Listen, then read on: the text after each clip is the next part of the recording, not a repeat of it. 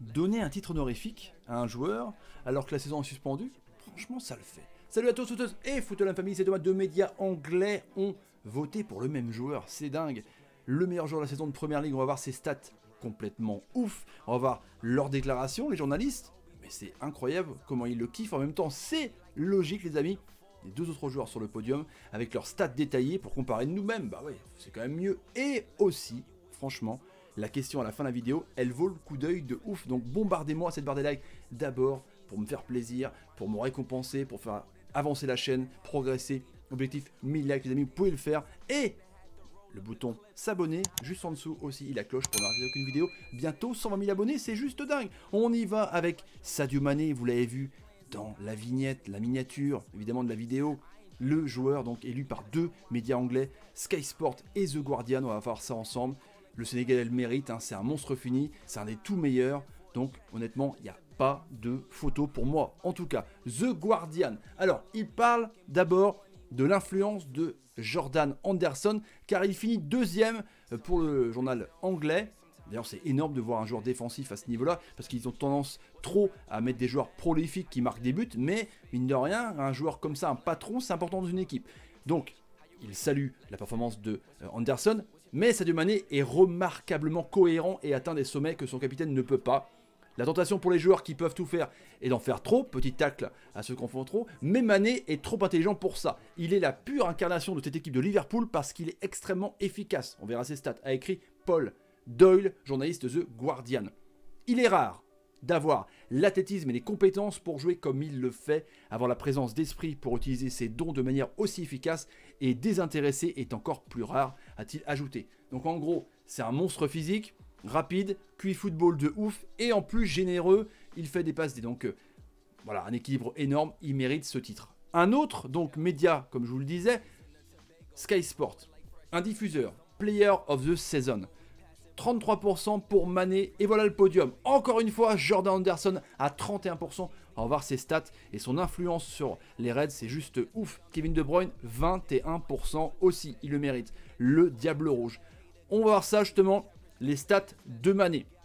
Alors ils mettent que Mané est auteur d'une saison, pour l'instant suspendue, époustouflante.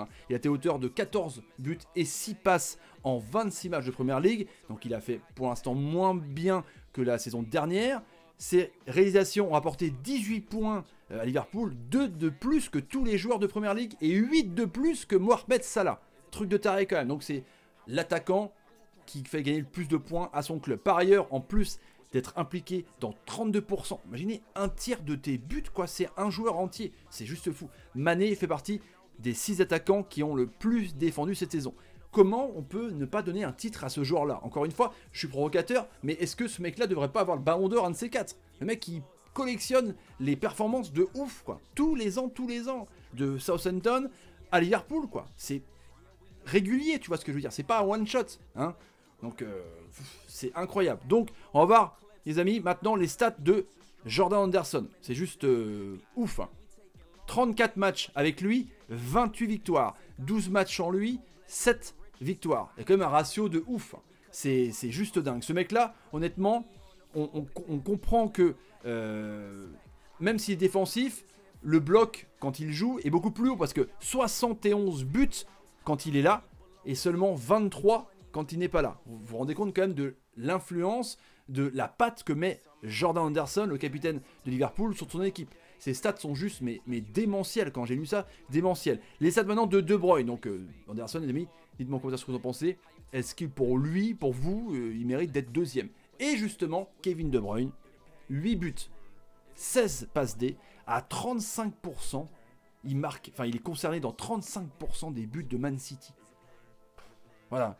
On parle très peu de Kevin De Bruyne, je sais pas pourquoi d'ailleurs, mais ce mec-là est un des meilleurs milieux offensifs du monde, quoi. Franchement, il est dans le top 10, c'est évident. La question un peu provocatrice que je vous ai posée, hormis est-ce que Mané devrait avoir Ballon d'Or un jour? Évidemment, vous pouvez me répondre, mais est-ce que Mané, pour vous, est dans le top 5? Est-ce que Mané fait partie des 5 meilleurs joueurs du monde, hein?